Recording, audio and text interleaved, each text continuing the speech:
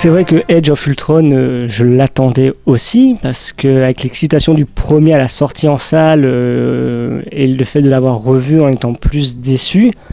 là j'avais un peu le cul entre deux chaises et je me disais bon, qu'est-ce que Whedon va nous faire avec un personnage aussi iconique Ultron, et comment il va un peu se dépatouiller des différents protagonistes avec les histoires qu'il avait laissées en suspens. Donc en allant voir le film, plutôt content, avec un mais. Bon, une scène d'intro qui est quand même géniale, un plan séquence très fluide, bien réfléchi, mais un film qui, au fur et à mesure qu'il progresse, qui est long, et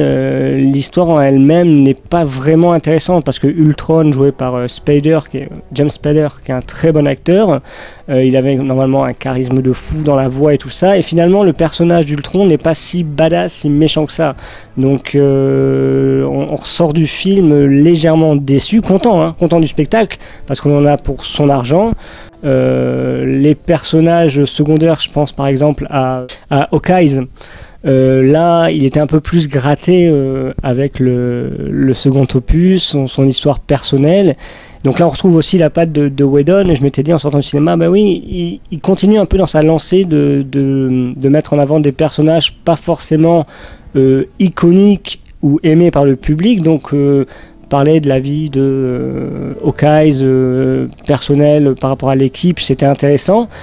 mais ça n'avait pas le meilleur intérêt pour l'histoire globale. Donc je suis ressorti du film un peu déçu, mais bon, je me suis dit il y a la cohérence avec le premier, donc pourquoi pas. Mais malheureusement, bis repetita, en revoyant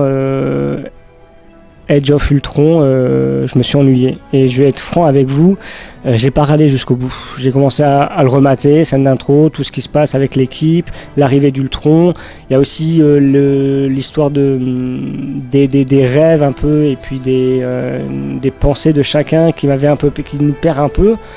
et on s'ennuie finalement. Il y a un peu la guéguerre entre chacun, la cohésion de groupe qui ne fonctionne pas.